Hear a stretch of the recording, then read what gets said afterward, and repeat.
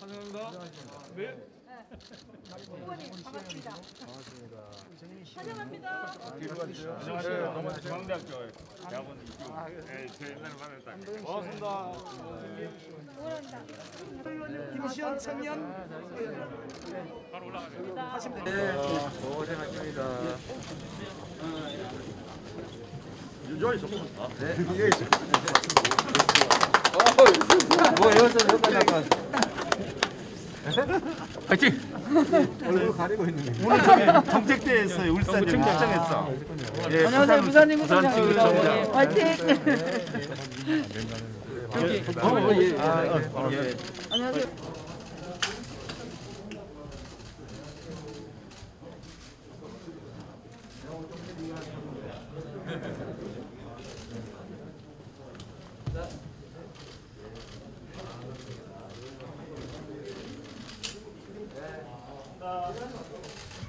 네, 나오세요.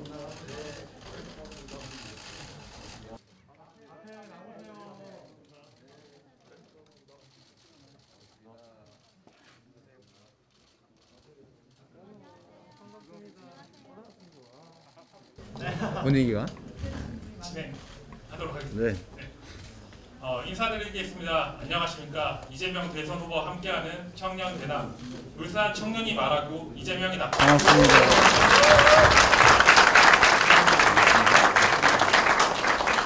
오늘 식 진행은 이재명 대선 후보님께서 자, 우리 형식과 절차는 다 생략하고 가급적이면 본질과 안녕에 집중해서 얘기를 좀 해볼게요. 마이크는 다 준비되어 있죠? 마이크 어디 있어요? 마이크 없어요? 우리 준비되어 있어요. 그래서 손 드시면 아무나 또 한 군데는 집중되지 말고 왼쪽 한 번, 오른쪽 한 번, 앞에 한 번, 뒤에 한 번, 남성 한 번, 여성 한 번, 뭐 이런 식으로 적당히 해서 제가 진행하겠습니다. 자, 누가 먼저 할까요? 자, 오른쪽 앞줄에 우리 성함부터 자기 소개도 좀 해주시고, 자, 마이크 좀 주세요. 자, 저기 줄 마이크를 일로 주시고 이거를 우리 청년들한테 드리십시오.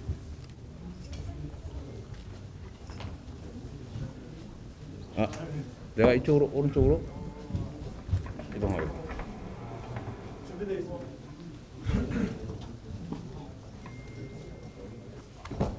네. 응. 그럼 또 도로 갈까요?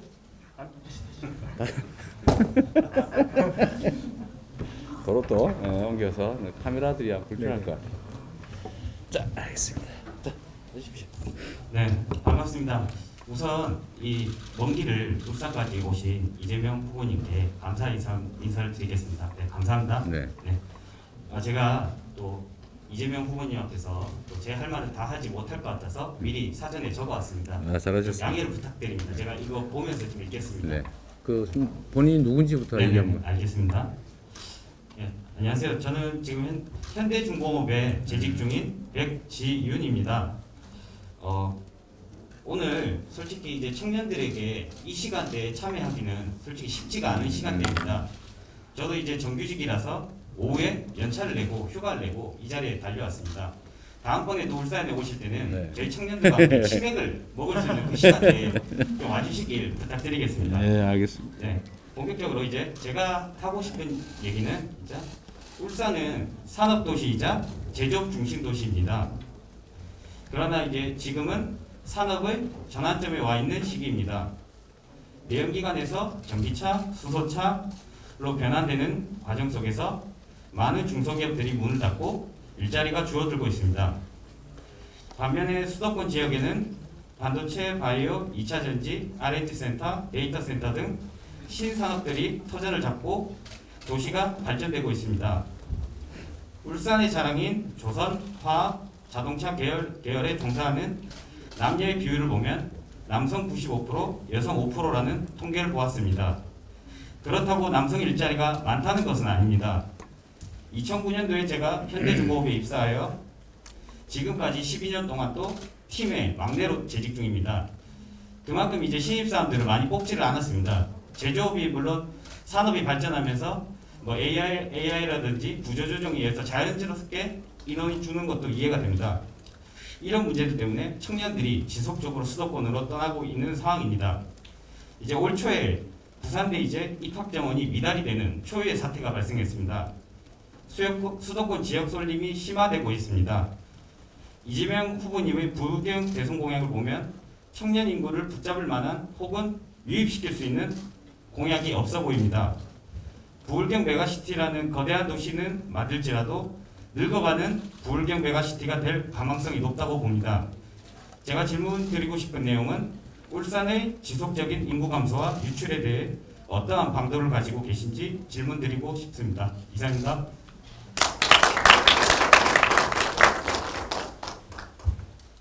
안타깝게도 질문하신 것 같은 문제에 대한 답이 쉬운 답이 있었으면 지금 여기까지 안 왔겠죠. 없으니까 얘기를 못한 거죠. 그래서 뚜렷한, 그러니까 눈으로 볼 때 쉽게 그렇구나 라고 동의되고 또 쉽게 집행할 수 있고 실제로 효과가 있는 거라면 왜 안 했겠어요? 다 했죠. 했는데 결국은 지금 이 상황까지 온 겁니다.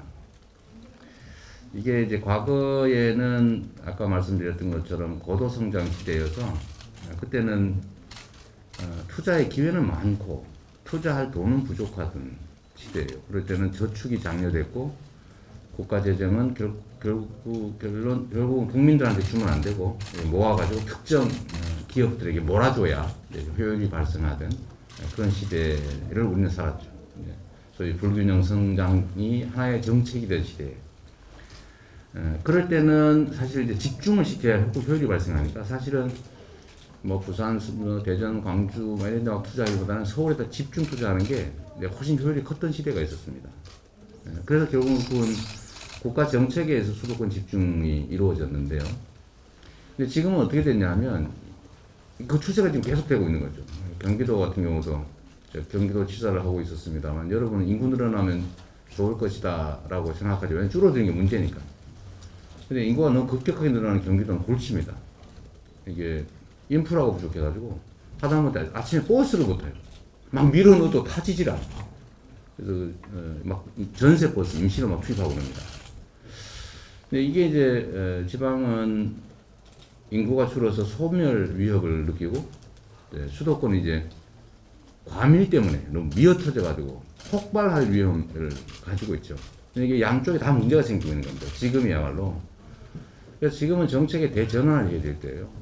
그러니까 이제는 수도권 집중이 아니라 지방 균형 발전이라고 하는 데에 집중해야 되는 것이고 사실 이 얘기는 이미 노무현 대통령 때부터 지방 분권과 자치의 강화, 균형 발전이라고 하는 차원에서 뭐 수도를 차라리 한 통째로 그냥 세종으로 옮겨버리자, 충남으로 옮기자, 대전으로 옮기자 이런 얘기를 했던 거죠.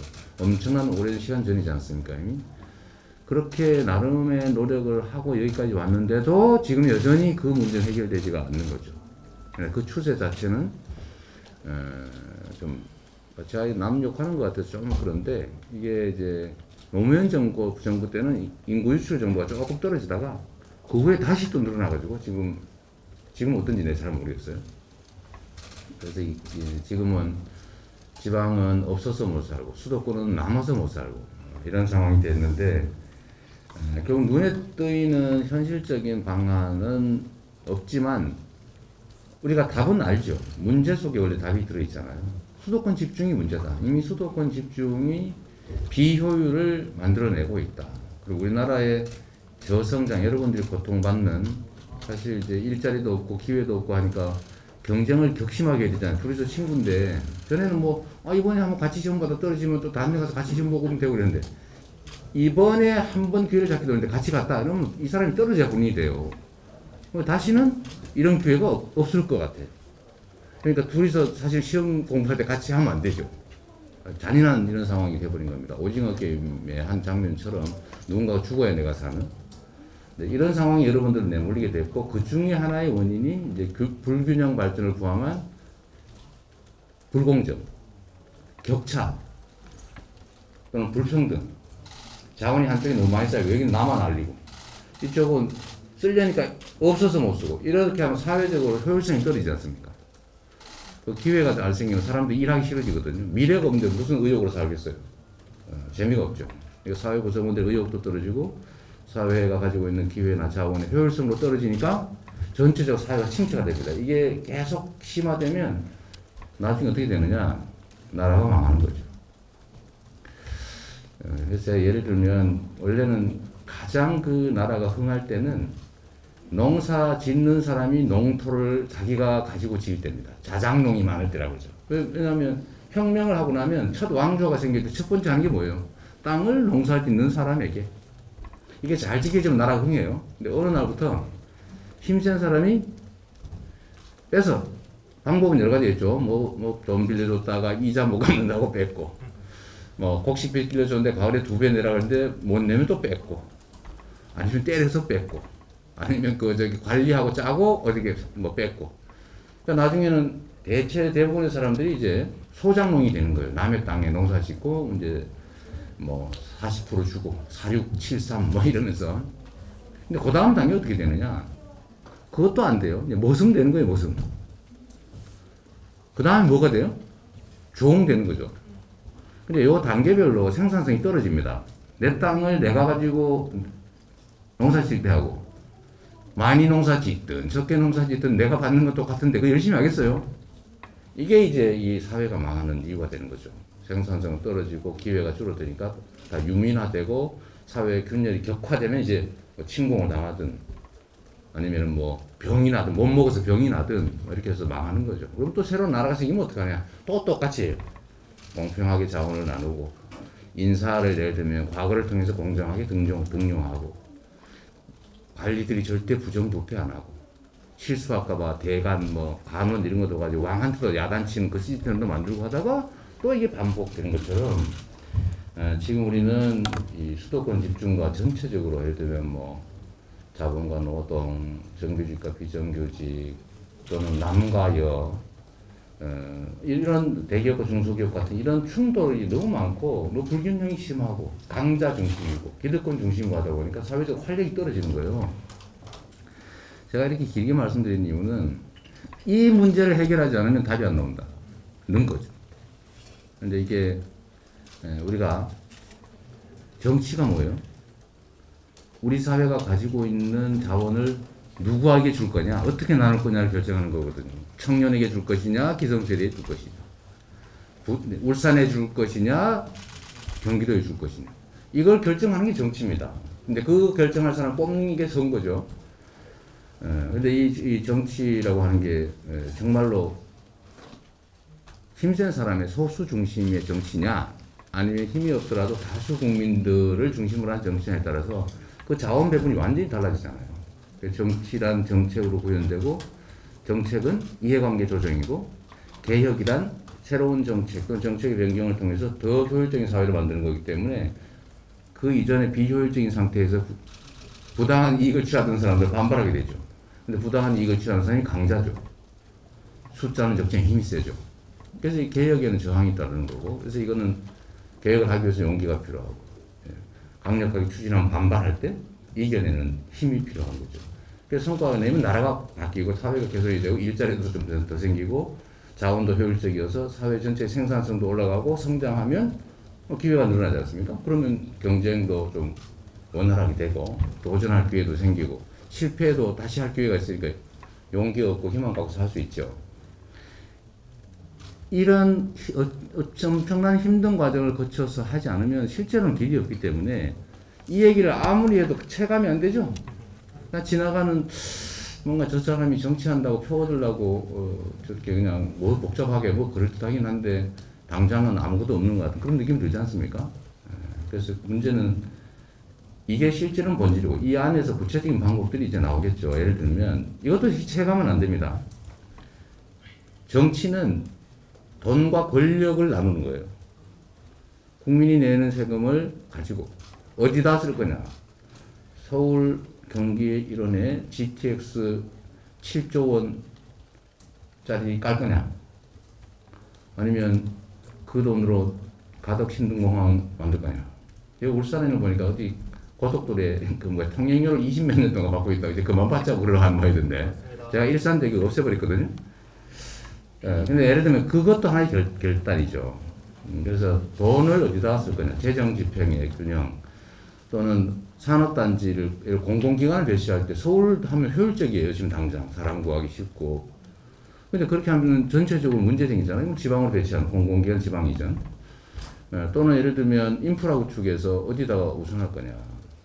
또는 기업 유치나 뭐 예를 들면 R&D 센터를 유치하거나 할 때 뭔가 지원을 제가 지방으로 가게 한다든지.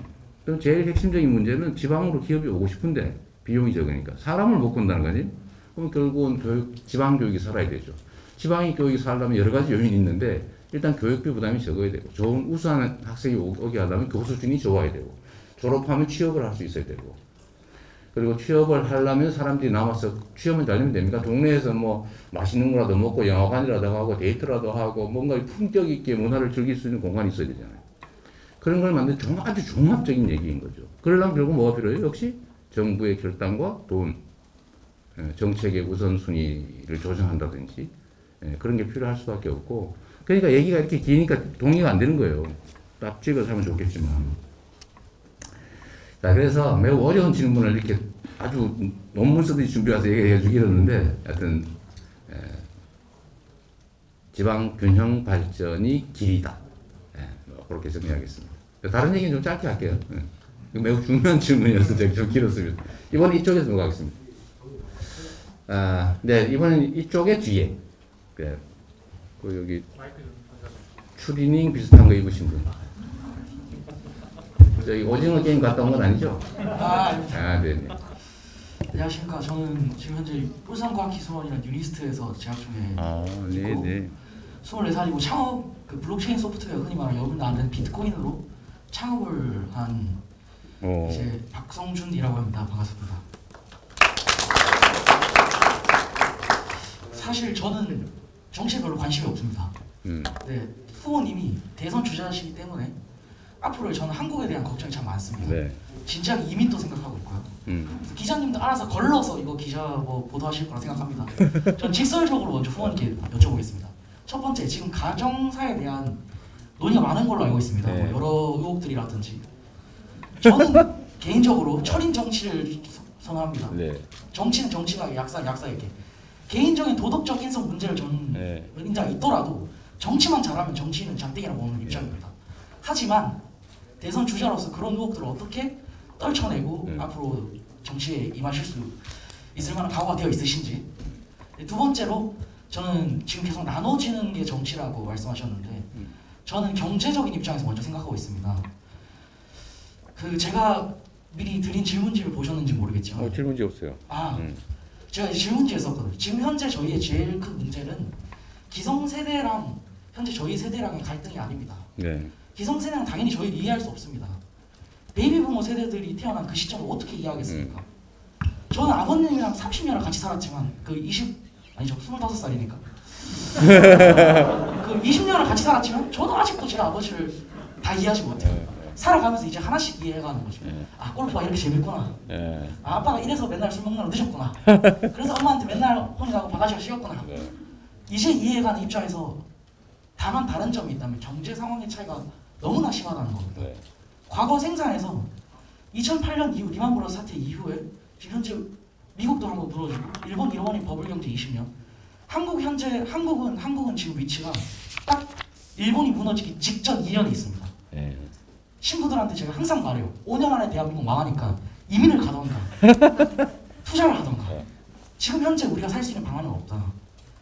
저희 20대들이 가장 크게 많이 걱정하는 게 저는 우리는 뭐 해먹고 살아야 되나 가장 큰 고민입니다. 경제가 가장 큰 고민이라고 생각하는 이 시점에서 배분 물론 중요하지만 저는 아일랜드가 과거 힘들었을 때 다시 올라왔던 것처럼 어떻게 경제적 파이를 키우는가에 대해서 여쭤보고 싶습니다. 네.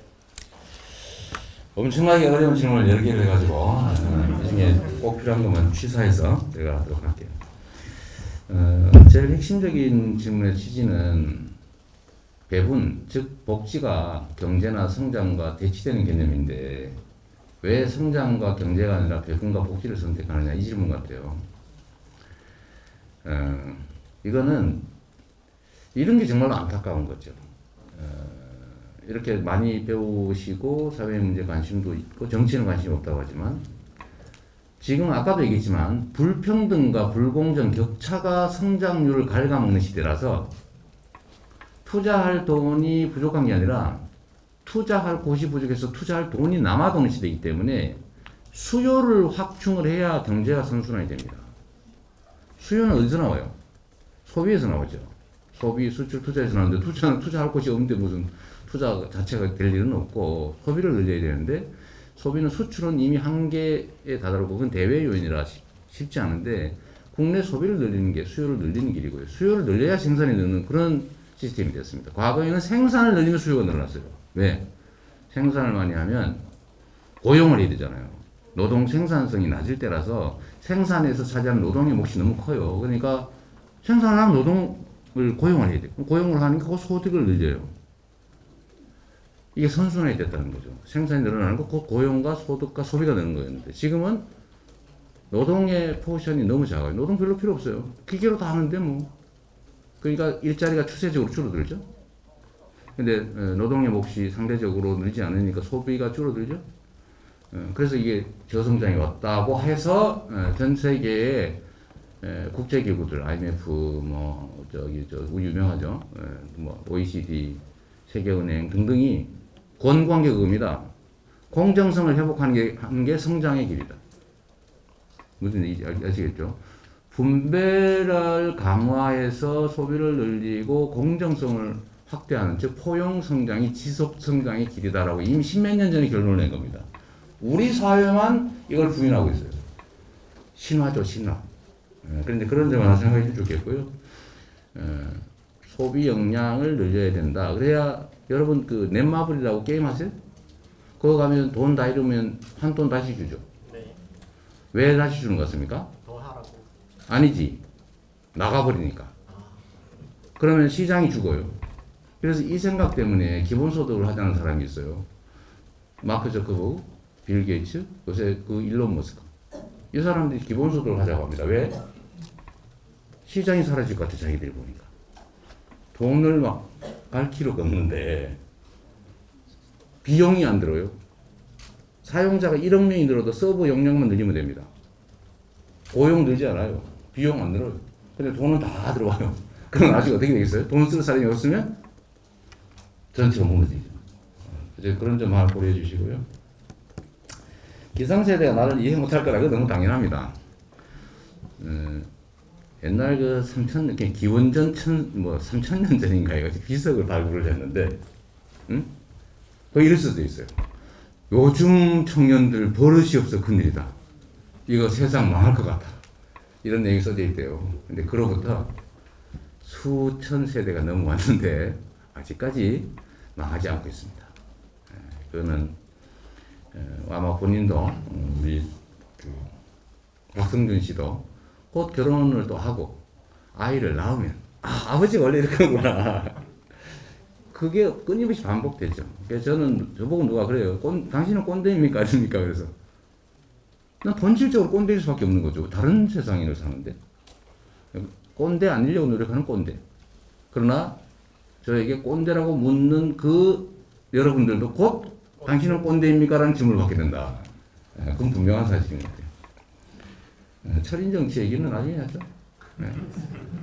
저는 저는 공직자, 특히 대통령이든 뭐 정치인들은 저 대리인이라고 봐요. 국민 주권국가의 국민의 일을 대신하는, 월급 받고 권한 위임 받고 계약직으로 5년 4년 하다가 잘하면 다시 또 되고, 대통령은 한 번으로 끝나지만 대리인이다, 피용자다. 피용자가 할 일, 제일 중요한 일이 뭐예요? 맡긴 일을 잘하는 거죠. 자기 일이 아니고 내게 맡겨진 일을 대신하는 거예요. 근데 사람들이 가끔씩은 그걸 고스톱판에서 자기 딴 거다, 내 거다 라고 생각하는 경향이 있더라고요. 근데 저는 그건 아니라고 생각하거든요. 그래서 일 잘하는 게 제일 중요하다. 주인 입장에서 일 잘해가지고 뭐 자기한테 많이 갖다 주는 게, 성과를 많이 내서 내 삶을 바꿔주는 게 최고죠. 뭐 자기가 뭐 무슨 옷을 뭐 어디서 험하게 입고 옷이 찢어졌다든지, 이재명이가 무슨 난 옛날에 시립의료원 만들려고 데모하다가 잡혀가가지고 그 전과 생겼다. 응? 부동산 불법하는 거 막기 하다가 뭐 검사 사칭하는 PD가 옆에서 취재하는 걸 옆에서 검사 이름 가르쳐줬다고 뭐, 검사 사칭 공범이다 이런 내 증거 있어요. 그런 증거가 있지. 그러나 그건 이제 주인의 일을 대신하기 위해서 열심히 일하다 찢긴 상처 아닙니까? 그럼 무슨 일 잘하면 되지 뭐.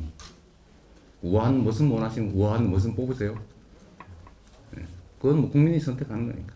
저는 일을 잘하는 대리인 역할을 잘하는 게 중요하다 이렇게 생각해요. 자, 또 이번에는 오른쪽 뒤에서 우리 지금 뒤로 돌아보시는 분. 근데 우리 여성이 하시면 우리 여성 청년한테 기회를 드리려고 했더니 여성이 왜 이리 적은 거예요? 우리 저 고등학생 왜 할 얘기 없어요? 아, 그 뒤에. 본인 고등학생 아니잖아요.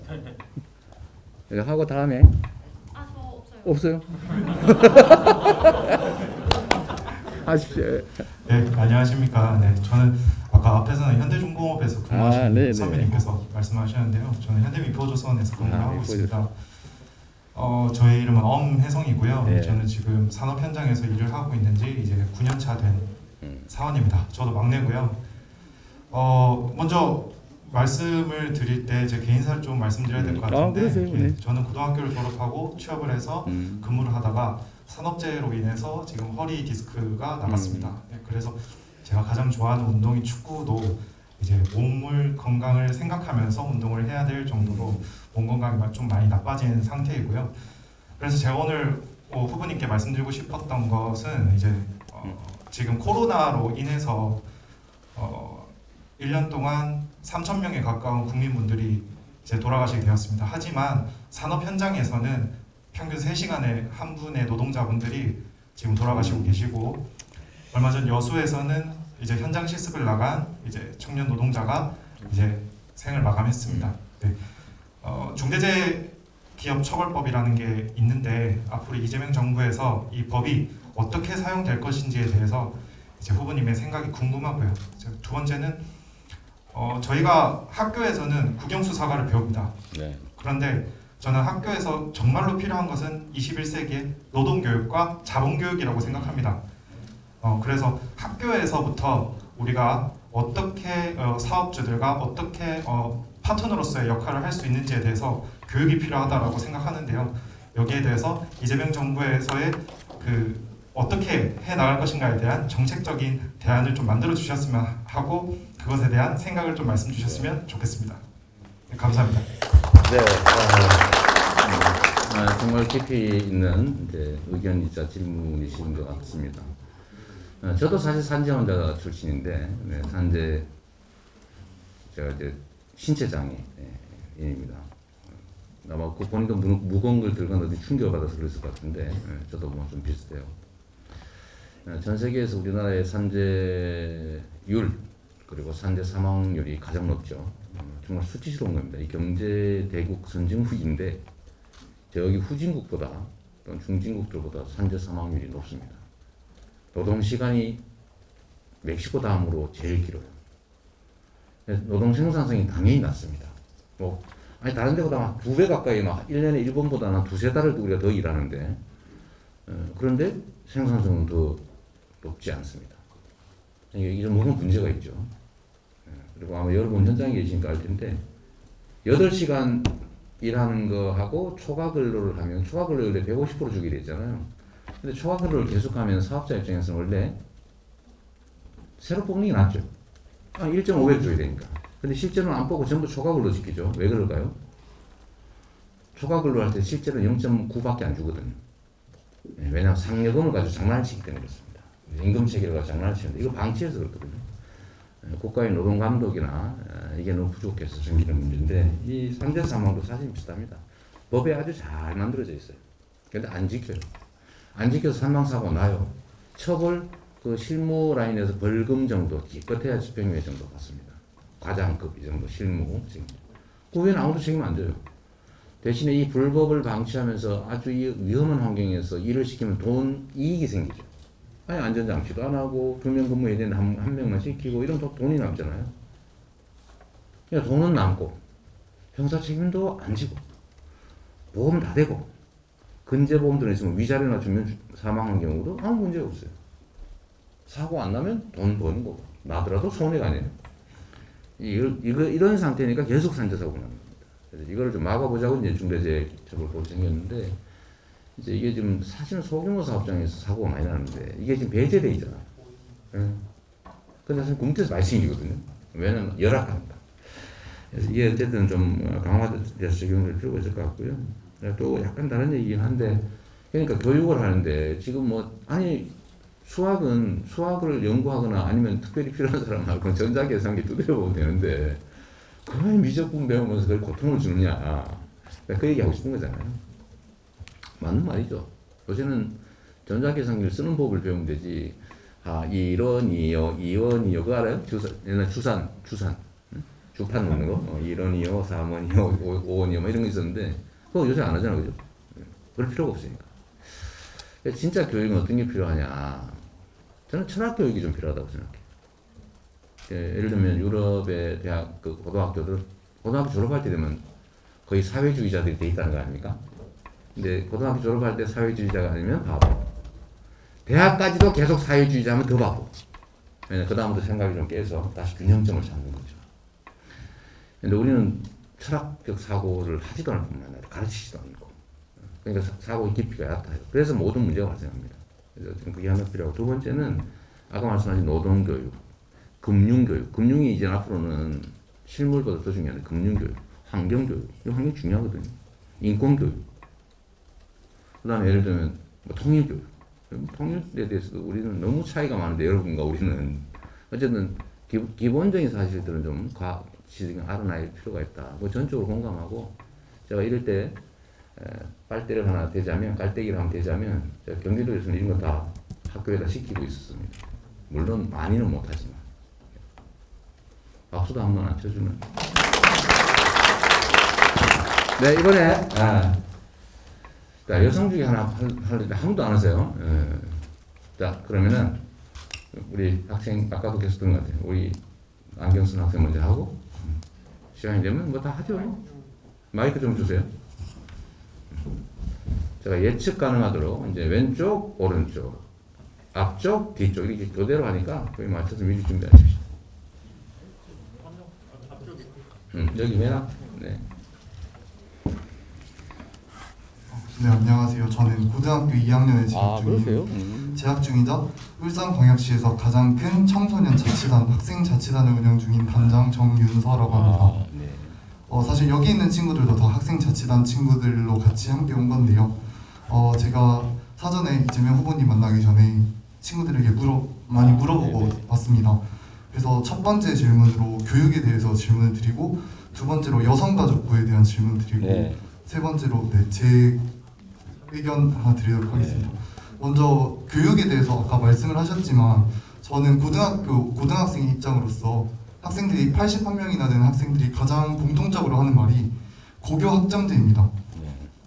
교육부에서 고교 학점제를 2025년부터 전면 시행을 하는데 학생들의 입장에서는 꿈이 확실한 사람이 있는 반면에 꿈이 없는 학생이나 꿈이 많은 학생들이 있을 수 있는데 거기서 사회나 과학, 자신들이 과목을 선택해서 정했다가 이제 그게 바뀌게 되면 학생들이 큰 타격이 생깁니다. 그럼 오히려 진로의 선택을 확장한다는 것이 진로의 폭을 줄일 수 있어서 이재명 후보님께서 이제 앞으로의 교육에 대해서 어떻게 생각하시는지 사교육 문제 또 이제 학생들의 심야 야자 문제 이런 거에 대해서 말씀해 주셨으면 좋겠고 두 번째로 여성가족부에 대한 얘기인데요. 청소년들이 가장 문제로 삼는 정부 기관이 가장 여성가족부인데 그 이유가 여성가족부에서 청소년의 업무를 담당하기 때문입니다. 청소년 축제도 그렇고 청소년 문화의 집이나 청소년 쉼터, 청소년 시설들은 다 여성가족부에서 운영을 합니다. 근데 제가 찾아보니까 이재명 후보님께서 여성가족부를 평등가족부나 성평등가족부로 바꾸셔야 한다고 말씀을 하셨습니다. 이에 대해서 제가 의견을 하나 드리자면 이렇게 청년 대담을 이렇게 하시는데 여성가족부라는 이름 대신 청년부를 만드셔서 청년과 청소년들을 젊은 층의 의견을 많이 들으실 수 있는 것이 필요하지 않을까 이거에 대해서 이재명 후보님의 말씀을 듣고 싶고 마지막으로 저는 내년에 피선거권이 있는 만 18세의 학생입니다. 선거권. 그런데 이제 학생들이 보다 보면 제 친구들도 선거를 안 한다고 합니다. 왜냐하면 자기는 아까 말씀하신 이민을 가고 싶다고 합니다. 왜냐하면 대한민국의 미래는 없다는 거죠. 이거에 대해서 청소년들의 의견을 들을 수 있는 청소년 특보나 다양한 방법에 대해서 한번 검토해 주셨으면 좋겠다는 게 제 생각입니다. 이상입니다.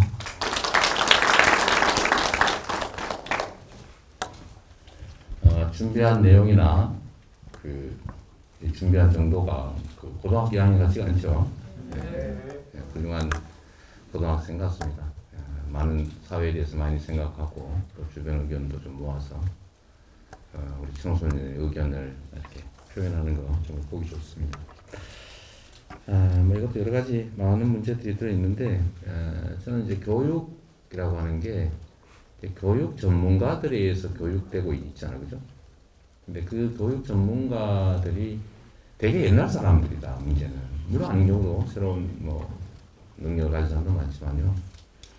이게 대량 생산 사회에서는 맞습니다. 똑같은 사람 막 찍어내면 돼요. 그냥 이렇게 똑같은 거 가르치고, 좀 잘못된 거 있으면 막 고치고. 근데 문제는 지금은 세상이 완전히 바뀌어버렸거든요. 똑같은 건 컴퓨터가 다 해치우는 거죠. 컴퓨터와 기계가. 지금은 정말로 의미 있는 노동은 뭐냐면 창의와 혁신이죠. 창의. 다른 거, 기계나 인공지능이 못하는 거. 새로운 걸 생각해내는 능력, 뭔가 반짝이는 거. 개성, 특성.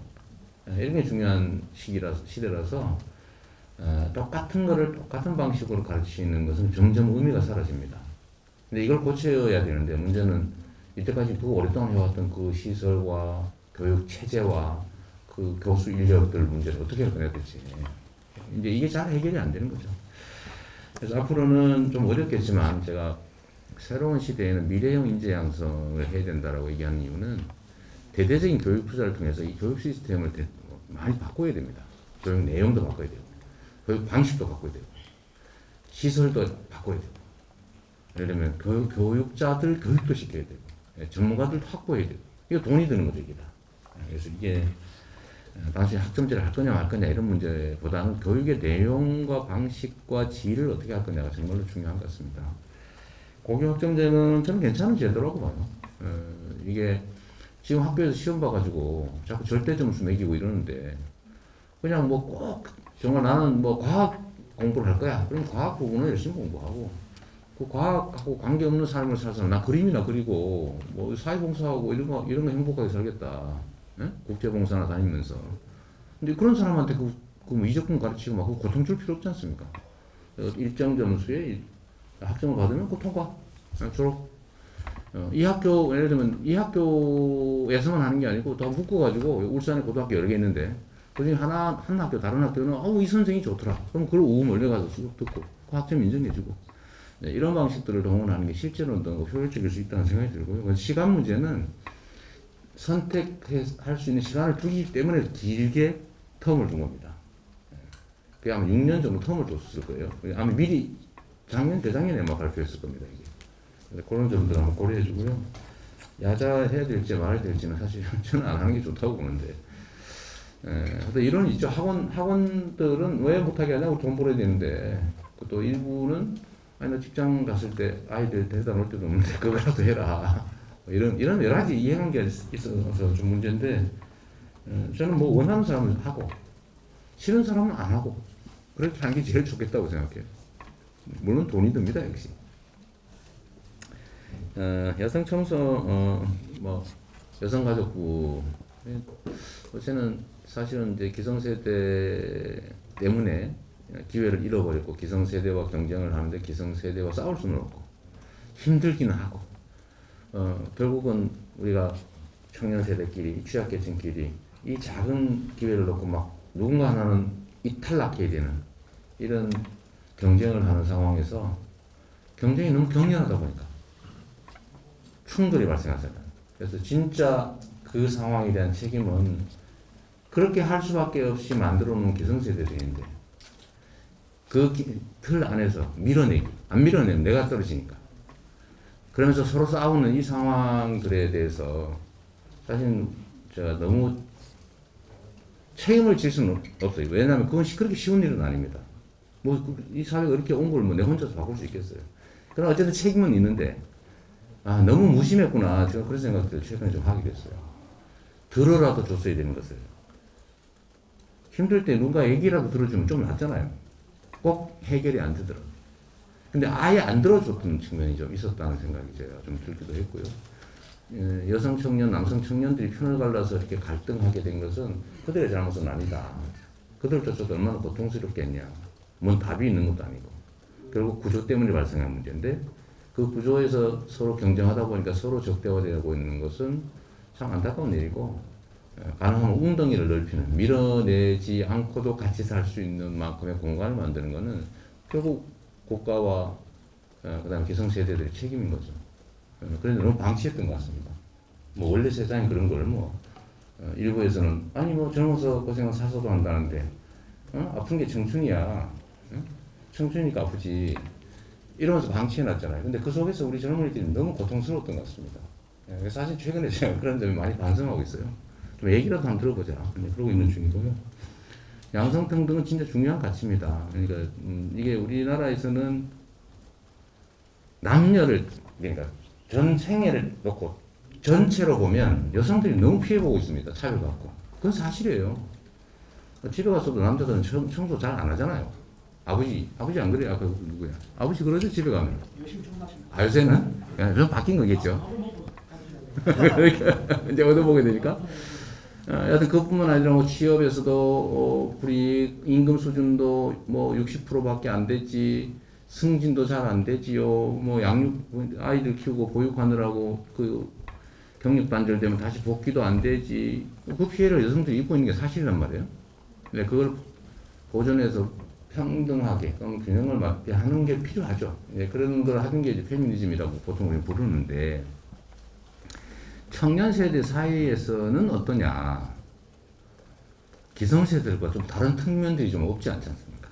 그러니까 그런 점들 때문에 이걸 전체를 일률적으로 모든 제도는 100% 완결하다 라고 보지 말고, 특별히 문제가 있는 영역의 문제는 또 고려를 별도로 해볼 필요가 있다라는 생각이고요.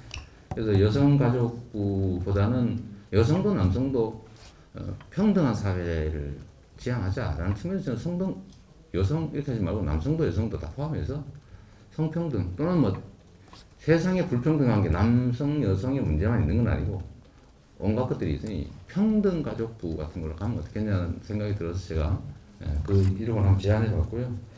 청년부 같은 거 만들면 어떻겠냐, 이건 논쟁이 좀 많은데, 저는 사실 무슨 뭐 부 조직 만드는 걸 좀 쉽게 제시하진 않아요. 필요하다는 얘기가 많은 건 저도 압니다.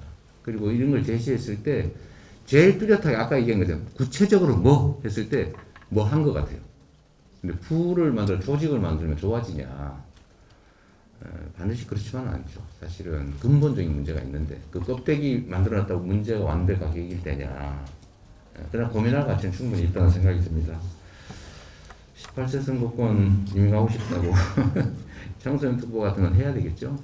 저희가 이제 사회 취약계층들이 되어버린 청년 세대들이 어쨌든 동등한 힘을 갖고 우리 사회 의사결정이나 기회를 누리는데 참여할 수 있게 하는 게 중요한 것 같습니다. 그러려면 저도 사실 잘 모르거든요. 저도 이제 30대, 20대, 30대 왔다 갔다 하는 그런 가족들이 있는데 저도 다 몰라요. 나하고 잘 안 놀아주려고 그래. 내가 가끔씩 술도 사주고 고기도 사주고 같이 자전거도 타고 뭐 이렇게 하는데도 뭐 자기를 친구하고 놀라고 그러지 나하고 안 놀라고 그러더라고요. 난 진짜 잘해주려고 그러거든. 근데 그게 이제 세대차죠. 세대차고 재미가 없을 수도 있죠. 소통이 좀 재밌어야 하는 거지 뭐 차라리 게임하는 게 더 낫지 아버지하고 뭐 앉아가지고 얘기하는 게 더 재밌겠어요. 그래서 이해하기 위해서는 그런 특별한 조직이 필요할 것 합니다. 자, 이번에는 오른쪽에 정말 마지막 질문. 마지막 라스트 질문이라. 네. 그러면 이래 합시다.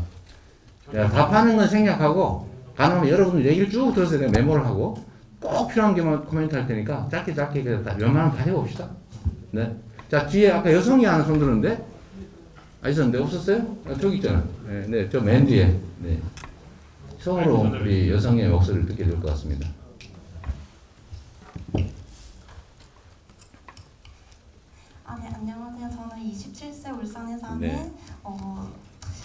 박장희입니다. 제가 다른 기사를 보다가 이제 다른 후보님께서는 정규직과 계약직 임금이 똑같으면 상관이 없을 것 같다고 말씀을 하셨는데 네. 혹시 이재명 후보님께서도 취업이 힘든 요즘 이 시점에 임금이 같으면 기간제와 정규직이 상관이 없다고 생각을 하는지 여쭤보고 싶습니다. 간단하게 제가 답을 드리면 저는 아니라고 생각해요. 노동의 조건에는 안정성이라고 하는 게 매우 중요합니다. 그리고 이제 임금 액수는 그 중에 하나일 뿐이에요. 그래서 보통 외국에서는 선진국들이죠. 불안정하면, 즉 고용이 장기간 보장이 되지 않으면 기간이 짧으면 짧을수록 보수가 더 많아요. 임금이 더 많아요. 그래도 안정적인 직장을 원하죠. 그 안정이라고 하는 것도 큰 대가입니다. 그래서 그건 전혀 아니고요. 그래서 저희는 비정규직 또는 단기 계약 근로자한테 임금을 더 줘야 된다고 생각하고, 실제로 경기도에서는 공정수당이라고 해서 1년 안 된 사람들은 더 짧으면 짧을수록 더 많이 10%, 8%, 7%, 6%, 5% 이런 식으로 공정수당이라고 하는 걸 지급하고 있고요. 전국에도 그렇게 하고 싶습니다. 불안정한 고용에 노출되어 있으면 임금을 더 줘야 균형이 맞죠. 어려운 일 하면 월급 더 주고. 또 이제 오른쪽에 우리 앞에. 네. 네, 안녕하세요. 네. 저는 울산에 거주하고 있는 23살 설동훈이고요. 저는 사범대학에 재학 중이다가 지금 휴학을 했는데요. 지금 우리나라가 옛날부터 지금 저출산이 문제가 심하지 않습니까? 그러니까 그리고 또 요새 페미니즘 관련 젠더 이슈도 한창 이슈인데 이게 다 귀결된다고 저는 생각을 하거든요. 이게 남녀가 싸우고 지금 사이가 안 좋고 서로 혐오하고 이런 게 만연하다 보니까 이게 또 결혼을 기피하게 되고 그러다 보면 혼자 살게 되고 1인 가구가 들게 되고 그러다 보면 이제 또 저출산으로 귀결되는데 또 사범대학이다 보니까 자꾸 TO가 줄더라고요. 그렇지, 학생 수가 줄어서. 그래서 혹시 이재명 후보님이 물론 청년이랑 이것도 관련된 일이긴 하지만 저출산에 대해서 좀 제가 아는 이재명 후보님은 경기도지사 때부터 성남시장 하실 때까지 좀 뭔가 좀 뜬구름 잡는 소리가 아니고 좀 진짜 화끈하게 좀 실천적인 공약을 그러니까 시행을 많이 하셨다고 생각이 들기 때문에 한번 의견을 듣고 싶습니다. 네, 이것도 뭐 제가 여기저기 강연에서 한 얘기가 많긴 한데 저출생은 예를 들면 보육 비용, 교육 비용 또는 출산에 따른 고통 이런 것도 중요한데 제일 중요한 이유는 내가 얘를 낳아가지고 일단 내 인생이 피곤해질 것 같아요. 얘를 어떻게 데리고 살지? 비용이 뭐 2억 든다고 3억 든다는데 이거 어디서 조달하지? 이 엄청난 이제 부담의 문제가 하나 있고, 두 번째는 이거보다 더 중요한 건데 내가 아이를 낳아가지고 내 삶도 이렇게 고통스러운데 나보다 고통스럽게 확실한 아이를 낳아가지고 왜 그 고통을 내가 다음 세대에 물려줘야 되지? 이게 난 제일 크다고 생각해요. 희망이 사라진 사회라서 그렇다. 희망이 사라진 사회를 극복하는 길은 가장 핵심적으로는 역시 지속적 성장을 회복하는 거예요. 적정한 규모의 성장을 회복해야 일자리도 늘어나고 기회도 늘어나고 소득도 늘어나서 그 새로운 세대들이 그걸 취하면서 또 도전하고 또 세계를 갈 수 있잖아요. 그래서 저출생 문제의 근본은 저는 불평등, 불공정과 저성장이라고 보죠. 뭐 이걸 해결할 길은 뭐냐? 아까 얘기한 대로 정말로 용기와 결단이 필요한 거죠.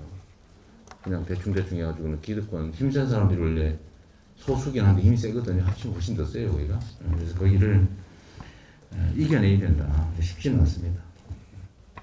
네, 뭐 얘기 듣는 게 주목적이네요. 더 얘기합시다.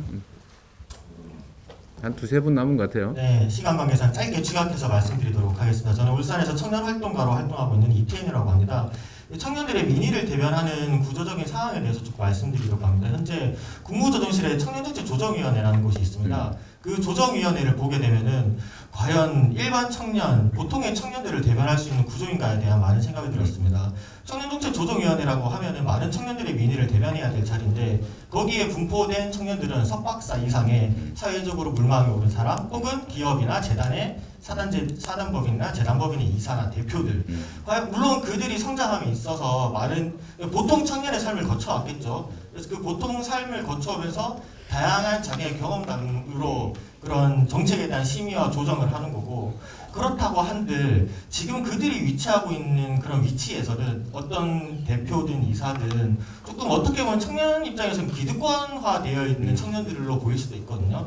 그렇다면은 이 청년정책 조정위원회 그리고 정부위원회에서 저는 오히려 훨씬 더 보통 청년을 더 증명하고 그리고 지역 안배가 확실하게 이루어졌다고 생각합니다. 지금 현재 다양한 정부위원회를 봤을 때 특히 청년정책 조정위원회 같은 경우 울산 사람이 없고 대구 사람이 없습니다. 그리고 보통 청년이 없습니다. 흔히 말하는 고등학교를 졸업하고 바로 취업한 우리 청년들이나 혹은 2년제 4년제 지방대학을 다니고 학사를 취득한 후 바로 바로 취업을 한 그런 학생을 대표할 수 있는 그런 학생들의 민의를 대표할 수 있는 분들이 없다는 겁니다.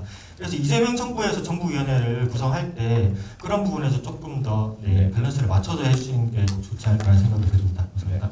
조정위원회 이번에 막 고졸이 노동자가 한번 들어가셨습니다. 한 명이다. 왜 한 명이냐 이렇게 또 당연히 반론할 것 같아요. 우리 그 모동이 모경종 비서관 어디 갔지? 우리가 경기도에서 청년 담당 비서관을 공모로 뽑았거든요. 150대 1이었다든가 뭐 그랬대요. 우리가 공무원들이 뽑은 건 아니고 또 민간인들 시켜가지고 프리젠테이션 한 다음에 학력 얼굴 싹 지우고 그냥 블라인드 해가지고 프리젠테이션 보고 뽑았는데 아주 훌륭하게 잘하고 있습니다. 지금은 이제 별정직이기 때문에 제가 그만두면서 자동으로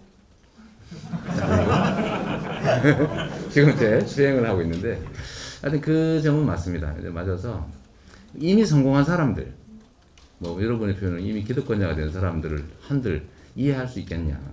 그 지적 일리가 있고요. 그러나 또 먼저 간 사람들이 길을 먼저 간 사람들이 또 중요하니까 적정하게 배분을 잘 하면 좋을 것 같고 단순히 그냥 형식적인 위원회가 아니라 실제로 청년 정책을 만들어내면 좋겠다. 저도 노력하겠습니다. 또 네. 정말 마지막. 아니 하세요. 네. 우리 네. 지금부터는 제가 답을 하지 않고 질문과 의견만 듣고 많은 걸로 하겠습니다. 예. 시간이 없어서 다른 분도 하게. 네. 네, 안녕하십니까. 저는 지금 한국석유공사 근무하고 있고요. 경기도 평촌에서 14년도에 울산으로 이전을 했습니다. 그래서 이제 지방 균형 발전 관련해서 공공기관 이전 관련해서 여쭤보고 싶은데요. 지방 균형 발전의 가장 중요한 게 일자리 창출이라고 생각합니다. 그 부분에서도 이제 공공에서 할 수 있는 유일한 부분은 공공기관 이전을 생각하는데 아쉽게도 문재인 정부에서는 그게 이루어지지 못해서 혹시 이재명 후보님께서 그 임기 중에 공공기관 이전을 확정을 짓겠다 혹은 지역까지 명시하겠다 그게 궁금하고요. 또 울산에 그런 해당 사항이 있어서 울산에 있는 대학생들이 쉽게 조금 더 양질의 일자리에 취업할 수 있는지 궁금합니다. 그리고 두 번째는 이제 제가 경기도에서 울산을 왔을 때 가장 크게 느꼈던 게 지하철이 없습니다. SOC 같은 거를 할 때 예타에서 경제성이 중요시되는데 아시다시피 말씀하신 것처럼 수도권에 예산을 집중할 것이냐 아니면 지방에 예산을 지방 균형 발전 차원에 집중할 것이냐인데 이제 이재명 후보님께서 정권을 잡게 된다면 수익 경제성을 우선시할 건지 아니면 이제 울산과 같은 지방의 지역 균형을 우선시할 건지 그리고 보셨을 때 울산에 가장 필요한 SOC가 무엇인지 궁금합니다. 그리고 마지막으로 이제 저는 나름대로 열심히 살아오고 주변에 이제 동료들도 공기업에 다니고 남들이 봤을 때는 이제 좀 안 부럽지 않은 정규직이라고 생각할 수 있는데 이 친구들조차도 이제 결혼을 하지 않는 친구들이 있습니다. 가장 큰 이유는 이제 부동산 문제인데요. 이재명 후보님께서는 부동산을 이제 투기의 수단으로 보고 계신데 이게 제가 봤을 때는 안정적인 물가 상승률 수준의 부동산의 투자 수익은 괜찮다고 보는데 이제 이재명 후보님께서는 아예 부동산을 투기로 보시는지 안 그러면은 모든 것을 다 환수하실 건지 그런 부분이 궁금합니다. 자, 여기서 답을 안 할 수가 없는 얘기를 해가지고 부동산이든 자산을 가지고 정상적인 과정을 통해서 형성되는 자산의 그 증가는 그거 다 용인해야죠. 그걸 어떻게 답해요? 뺏을 방법도 없어요. 내가 집을 샀는데 집값이 올랐어. 그거 어떻게 뺐습니까? 불가능하고 제가 얘기하는 거는 대규모 개발 사업에서 생기는 거 말합니다. 내 개인 땅 개발해서 하는 이런 게 아니고 국가가 강제 수용권을 발동해가지고 어디 싸구려 땅 싸게 수용한 다음에 거기다가 도시 만들어 비싸게 팔잖아요. 이걸 개인한테 허용하면 안 된다. 제가 그 말이에요. 대규모 개발로 인한 불로소득 이런 것들은 국가 즉 우리 국민이 가져야 된다. 제가 그거 하다가 지금 욕 엄청 먹고 있는데 100% 환수하려고 할 때 못하게 해가지고 70% 환수했다고 욕하고 있어요. 그 못하게 막았던 사람들이 왜 못했냐고 이렇게 아무도 반응이 없는 거 보니까 나를 오해하고 있구나. 자, 두 번째 이게 지하철 뭐 이런 얘기도 그렇고 공기관 이전은 저는 빨리 신속하게 해야 된다고 생각하고요. 경기도에서는 올해 거의 다 옮겨버렸습니다. 제가 북부로. 일부 반발하긴 한데 주민들 다 좋아해요. 남쪽에 있던 주민들도 그거 해야지. 우리 국민들의 민도가 너무 높기 때문에 뭐 정치적으로 표도 별로 안 떨어지더라고요. 그래서 신속하게 공공기관 지방 이전은 해야 될 거고 속도는 제가 전문 아닙니까? 저는 결정하면 속도는 신속하게. 이 속도가 만족도를 올리더라고요. 또 맞아. 네. 아까 손 드신 분 2분 더 있는 것 같아요. 네. 그리고 또 누구? 네, 이쪽은 없죠? 눈치 보고 안 하는 거예요? 그럼 2분만 합시다. 네, 네, 저는 그 울산의 대학교를 다니고 있는 서정원이라고 합니다. 제가 궁금한 것은 일자리 정책인데요. 현재 일자리 정책을 보면 대부분이 공공부문 관련해서만 일자리 정책이 있는 걸 확인했습니다.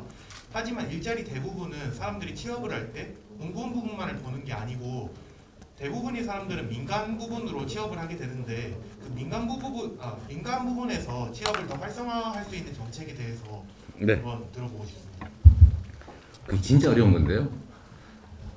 쉬웠으면 했겠지. 실업 때문에 정권의 지지율이 떨어지고 이 난리인데 방법은 뭐냐. 여튼 일자리는 민간이 만드는 게 맞습니다. 그리고 기업이 만드는 거죠. 물론 창업도 있어요.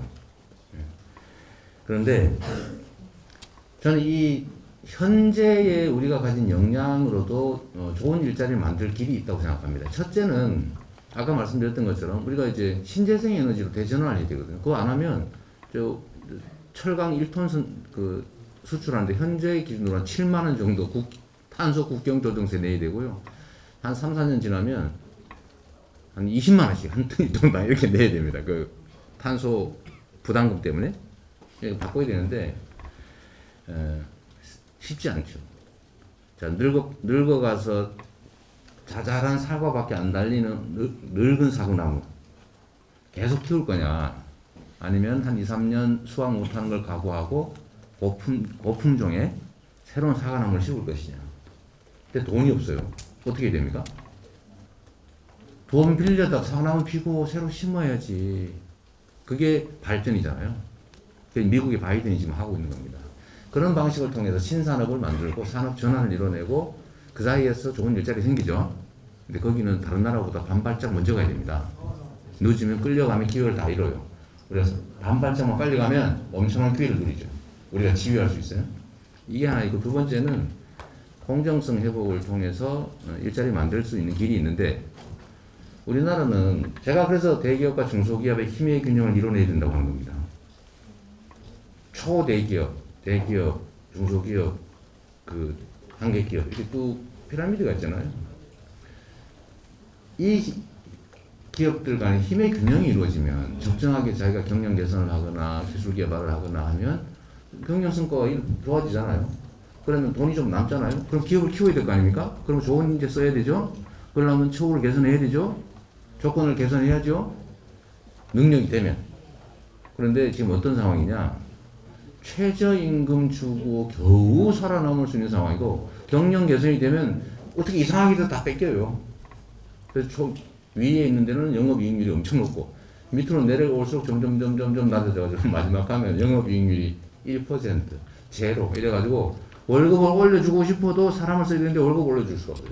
그래서 최저임금에 의존하고 외국인 노동자에 의존하고, 그 다음 정부에 청년 2년 고용하면 한 달 60만 원 줍니다. 그러면 2년 동안 쓰고 2년 지나면 해고하고 또 새로 지원받으면서 또 쓰고, 이 비정규직을 양산한단 말이에요. 이걸 바꿔야 된다. 기업들 간의 힘의 균형을 만들어내고 중소기업도 자기의 경영 개선 성과를 자기가 취득할 수 있게, 그게 보장이 되고 기술 탈취 안 당하고 경영 성과 탈취를 안 당하는 공평한 사회가 되면 중소기업이 성장할 길이 생기면 거기서 좋은 일자리가 생깁니다. 문제는 역시 매우 어렵다. 저항이 많다. 그러면 이런 거 추진하는 정치인은 자꾸 딴 데서 공격받았죠. 봐봐요. 너 옛날에 뭐 했지? 이래가지고. 딴 거 가지고. 근데 그걸 이겨내야죠. 자, 그 다음에 이제 두 분 남았는데. 후보님 죄송한데 저희가 질문을 나눠 받으면 단체 사진을 못 찍습니다. 아니야. 지금 준비해가지고 왔는데 해야 돼. 자, 여기 그쪽 먼저. 짧게 해주십시오. 네, 짧게 하겠습니다. 네, 울산 청년 조강래입니다. 오늘 환경 문제가 안 나온 것 같아서 제가 중간에 좀 급하게 좀 질문을 드리고 싶은데요. 지금 우리나라에서 진행되고 있는 환경 정책은 사실 기후 위기를 선진국으로서 해결하기엔 너무 턱없이 부족하다는 생각이 많이 듭니다. 화력 발전소를 더 짓는다는 그런 터무니없는 정책이라든지 이런 것이 좀 아쉬운데요. 그래서 좀 에너지 정책에 관련된 부분을 좀 질문을 드리고 싶고, 그리고 이 에너지 정책 관련돼서도 지금 이제 지역과 수도권의 불평등이 좀 심하다고 봅니다. 그래서 이 수도권의 에너지를 조달하기 위해서 비수도권이 감당하고 있는 현실도 좀 많이 안타깝다고 생각이 드는데 여기서 대해서 어떻게 생각하시는지 궁금해서 질문드립니다. 네. 자, 이것도 아까 말씀 많이 드렸는데, 자, 지금은 예를 들면 충남에서 에너지를 생산한 다음에 서울로 가져가 쓰고 있어요. 근데 충남은 무슨 죄를 졌냐고요? 울산 마찬가지. 울산도 그렇죠. 원전 이런 걸로 막 해가지고 중국에 보내고 있잖아요. 근데 다른 데서 뭐 도움 주는 것도 없어요. 이게 이제 지역 간 불균형인데, 그래서 거리에 따라서 전기요금을 차등을 두는 게 공평하지 않냐. 그리고 앞으로는 이제 그래서 에너지 시스템을 재생에너지 중심으로, 중앙 집중식에서 지방 분권형으로, 예를 들면 온 동네에서 태양광 풍력, 뭐 해상 풍력 이런 걸로 발전해서 동네 쓰기. 그러려면 산업이 발전하게 되겠죠. 신재생 에너지 산업이. 근데 그 방향을 빨리 전환해야 됩니다. 그러려면 발진하는데 비용이 필요하니까 그건 국가가 대대적인 투자를 통해서 해결해 주는 거죠. 그러면 일자리가 생긴다. 다만 지금 돈을 써야 되니까 이걸 미래를 위한 빚이라고 생각할 거냐, 미래를 위한 투자라고 생각할 거냐, 똑같은 걸 넣고 전혀 다른 생각을 하는데 그건 결국 여러분들이 나중에 결정하게 될 겁니다. 자, 마지막으로. 네, 안녕하십니까. 저는 울산에서 직장 생활하고 있고 원래 고향은 청주였는데 제 울산을 제2의 고향으로 생각하고 있습니다. 한 가지 말씀드릴 거는 지금 지난 문재인 정부에서 공공기관 비정규직을 정규직화했는데 이 인력들에 대해서 이제 나중에 이재명 정부가 출범하게 된다면은 그런 문제를 좀 봐야 되지 않을까라는 생각 때문에 이 말씀을 드리고요. 그리고 또 다른 부분으로는 아까도 말씀드렸다시피 울산에는 노동자들의 도시라고 저는 생각합니다. 그래서 지금 이 자리에 오신 현대중공업 계신 분, 미포조선 계신 분도 오셨지만 정말 그 부분이 노동을 좀 가치 있는 어떤 기조로 삼아서 일하는 사람들이 대우받을 수 있고 노동의 가치를 다 사람들이 이해하고 또 일한다는 걸로 또 국가 원동력으로 삼고 하면은 그런 정책을 만들어 주셨으면 어떨까 싶고요. 그리고 또 제가 울산에 온 지 이제 5년이 됐지만 군 생활은 강원도에서 했고 그리고 또 철책선에서 있었습니다. 그리고 또 나주나 전라도에서도 있었고 청주에서도 천안 이런 데서 있었지만 각 지역마다 우리나라 지역 간에 청년들이 이동하는 그런 어떤 보장되는 부분을 만들어 주시면은 지금도 울산이 청년 인구가 청년 비율이 세종시 다음으로 높은 전국에서 가장 높다고 하는데 청년들이 자유롭게 도전하고 다른 도시들에서 살아갈 때 도움이 되는 그런 정책들을 마련해 주셨으면 감사하겠습니다. 어쨌든 노동자가 존중되는 사회라고 하는 거는 제가 사실 그래서 이 불로소득을 없애야 노동하고 연구하고 기여한 사람들이 인정받게 되고요. 그래야 부라고 하는 게 존중받을 수가 있습니다. 그런데 누가 얼마 전에 계산을 했는데 부동산 개발 또는 부동산 아파트 분양 이런 걸로 사실 정상적인 건설 이익이 아니고 그거 말고 추가로 얻는 대장동에 30만 평방미터, 30만 평? 그랬더니 그 평당 200만 원 넘으면 6천억 남는 거 아닙니까? 간단하게 얘기하면. 그런 게 거기만 있었겠어요. 지금 예를 들면 뉴스테이, 뭐 해운대, LCT, 그거 얼마나 먹겠어요? 그거 100% 다 민간이 가져버렸는데. 지금 뉴스테이 얼마나 먹을 것 같습니까? 그 공공에서 땅 개발해가지고 싼 값으로 땅 줬지, 돈 싸게 빌려줬지, 그 분양가 제한 없지. 지금 이제 8년 지나면 한 6조는 안 돼, 6조. 아니, 뉴스테이에서만. 그리고 한 10몇 년 동안에 약 3천조 원 정도의 불로소득이 생겼을 거라고 합니다. 우리나라가 1년에 한 300조 정도 생기거든요. 부동산 불로소득이. 뭐 그건 여러 가지 유형이 있지만. 근데 개발로 인한 것만 해도 3,000조쯤 된다. 그거 누가 가졌어요? 여러분 가졌어요? 못 가졌지. 분양받은 소수가 일부 가졌고 나머지 실제로는 건설업체들이 분양 가를 올려가지고 이제 가진 거죠. 이러니까 돈 벌기가 너무 쉬운 거예요. 그 사람들 입장에서는. 근데 이거를 바라보는 우리 기회를 잃은 사람들은 얼마나 열패감 느낍니까? 일하고 싶어요? 화나죠? 그 화를 나한테 일부 내고 있는 것 같더라고요. 그래서 난 인정합니다. 저도 그 책임져야 될 집단의 하나니까. 그래서 이런 게 없으면 참 다 없애지 못하지만 대체로는 없는 그런 사회를 만들기 위해서 제가 며칠 전에 개발 이익은 대규모 개발 이익은 전 국민한테 주는 방법을 제가 전문가들하고 연구해서 발표해 놨는데 또 욕하더라고요. 국민들한테 뭘 주려고 그러냐고. 그럼 누굴 줍니까? 그런 것들은 국가 권력을 행사해서 생기는 불로소득은 국민이 가지는 게 맞죠. 그게 기본 가치잖아요. 하여튼 그런 세상으로 좀 가면 좋겠고요. 그 최종 목표는 노동과 헌신이 기회가 존중되는 사회로 가는 겁니다. 고맙습니다. 네, 그래서 선생님부터 어른 분부터 다 마치겠습니다.